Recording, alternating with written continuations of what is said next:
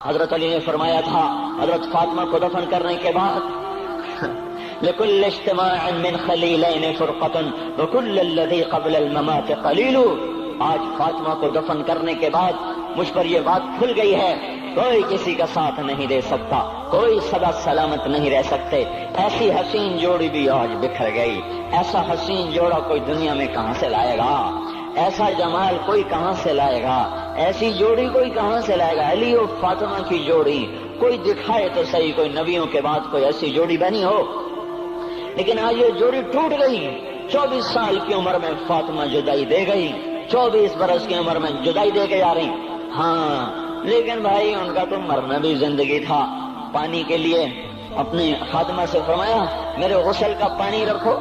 خادمہ نے پانی رکھا، خود غسل فرمایا، پھر اس کے بعد چارپائی کو درمیان میں رکھوایا اور کپڑے پہنے اور فرمایا علی اس وقت کہیں باہر نکلے تھے، فرمایا اب میں مر رہی ہوں، میرا غسل ہو چکا ہے، مجھے دوبارہ غسل نہ دینا، یہی میرا غسل ہے اور علی کو بتا دینا. اور وہ گئی.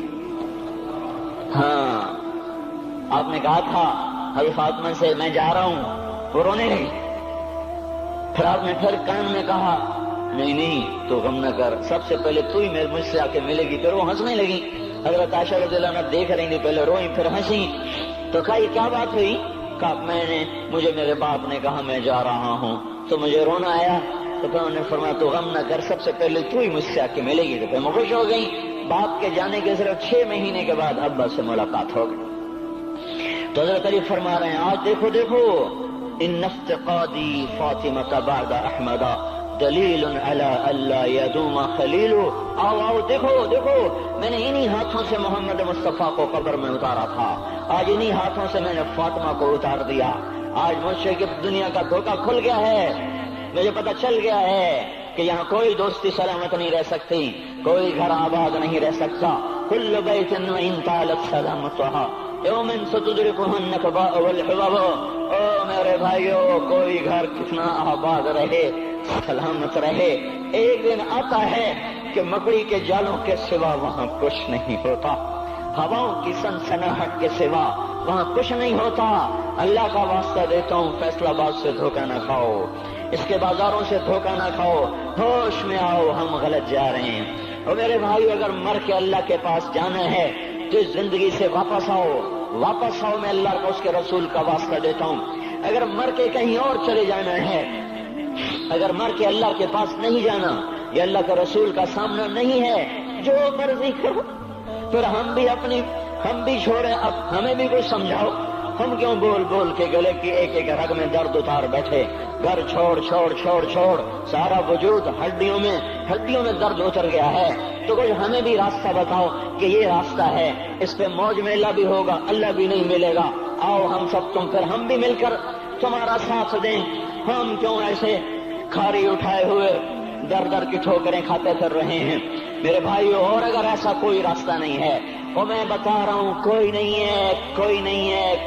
ہے، میرے پاس کوئی مضمون نہیں بیان کرنے کو. میں یہ نوجوانوں کو دیکھتا ہوں، میرے بند ٹوٹ جاتے ہیں، میں دیوانہ ہو جاتا ہوں کہ میں ان کے کیسے دلوں میں اتر کر ان کے دلوں کی لگاموں کو اللہ کی طرف پھیر دوں اور اس کے رسول کی طرف پھیر دوں.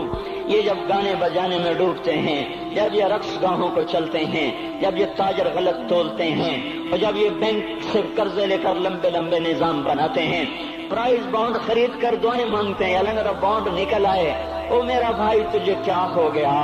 تو جوئے پر دعائیں کر رہا ہے کہ یا اللہ میرا بانڈ نکال دے. میں کیسے ہوش میں لاؤں؟ میں تو خود مدہوش ہو چکا ہوں.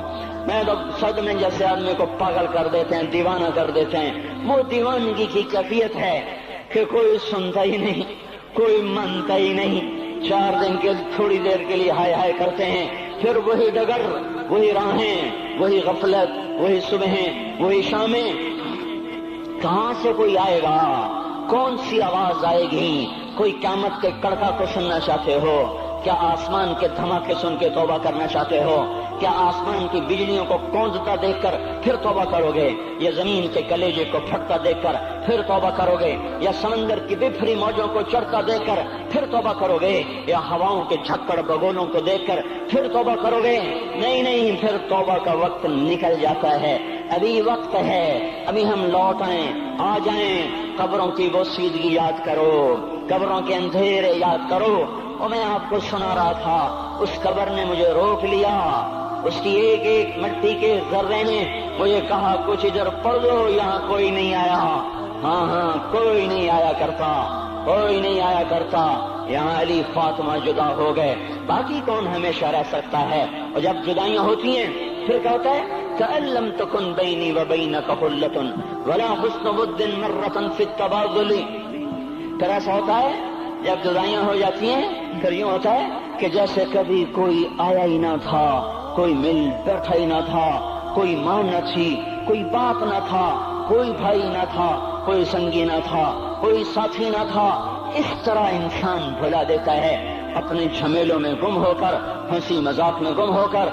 मैं उस कब्र में खड़ा पढ़ता जा रहा हूँ, पढ़ता जा रहा हूँ, पढ़ता जा रहा हूँ। उसका कतबा टेढ़ा हो चुका है जमाने की गर्दिश ने, और माजी के बेरहम गर्दिश ने उसके सारे कतबे को काला कर दिया था।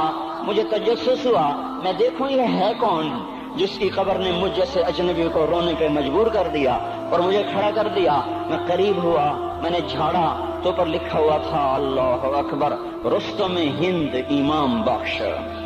रुस्तम हिंद, जिसके लिए महाराज कालीन बिछाते थे, जिसको हाथियों पे सवार करवा के लाया जाता था, जिसके आगे पीछे ढोल बजते थे, और जैसे आजकल ये क्रिकेट के खिलाड़ियों के आगे पीछे खलकत होती है, ये वो दौर था जब पहलवानों के आगे पीछे खलकत होती थी। आज उसकी खबर वीरान होकर कह रही है, कोई इधर भी तो पढ़ के जब चलता जाए, कोई यहाँ भी तो कुछ तोहफा देता जाए।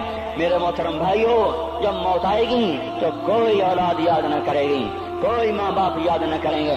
माएँ लाल भूल जाती हैं, माओं को बच्चे भूल जाते हैं, माओं को बच्चे भूल जाते हैं, बाप औलादें भूल जाते हैं, बीवियों को खामिन मिल जाते हैं, खामदों को बीवियां मिल जाती हैं, यारों को यार मिल जाते हैं। वो तो हम हैं जो जाकर तहे खाक सो जाते हैं। अकेले तन्हा जिंदगी का सफर शुरू हो जाता है। अली बिन अबी तालिब जैसा शाह सवार, अल्लाह ताला का मुकर्रम महबूब इंसान, जिसको अल्लाह के नबी ने कहा, अली तुझे बशारत हो, जन्नत में तेरा घर मेरे घर के सामने होगा। इतनी बड़ी बशारत, अली तुझे मुबारक हो, जन्नत में तेरा घर मेरे घर के सामने होगा। इतनी बड़ी बशारत का लेने वाला, रोजाना की रात की फरियाद, मुझे तो पता नहीं कि मेरा ये बयान कबूल है कि मरदूद है। आपको पता नहीं आपकी आमद कबूल है कि मरदूद है। आज 25 रोजे रखते हुए हो गए, कुछ पता नहीं, अल्लाह ताला कबूल करेगा या रद्द कर देगा। बड़ी जात है, आज तक जिंदगी में कोई एक अमल भी नजर नहीं आता जिस पर हम दावा कर सकें ये काम तो मेरा अल्लाह को बड़ा पसंद आएगा और मेरी बख्शिश का सामान हो जाएगा। हम फकीर लोग हैं मेरे भाइयों, हमारी माइशत इतनी खराब नहीं हुई जितना हमारा ईमान खराब हो गया है।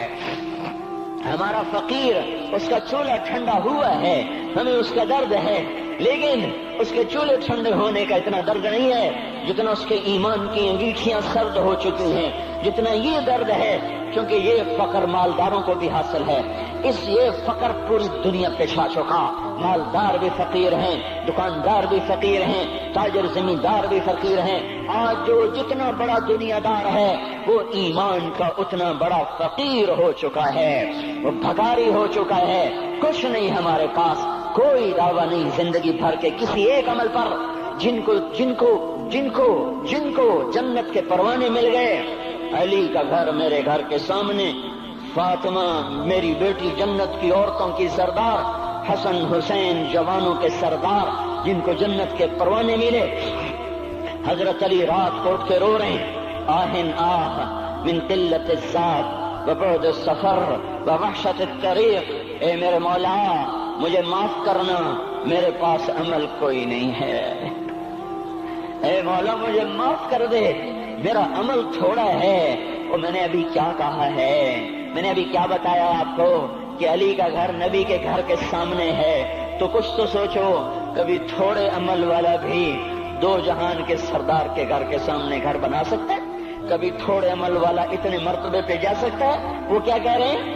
یا اللہ میرا عمل تھوڑا ہے تو میرے پاس کیا ہے جس کا میں دعویٰ کروں؟ یا اللہ میرا عمل تھوڑا ہے، یا اللہ مجھے تنہا جانا ہے، یا اللہ راستہ بڑا خطرناک ہے، یا اللہ عمل کا توشہ تھوڑا ہے، اے میرے مولا مجھے معاف کر دے، مجھے معاف کر دے۔ یہ وہ ہیں جو معاف ہو چکے ہیں، جن کی بخشش ہو چکی ہے، اور مجھے تو پتہ نہیں ہے کس حال میں جانا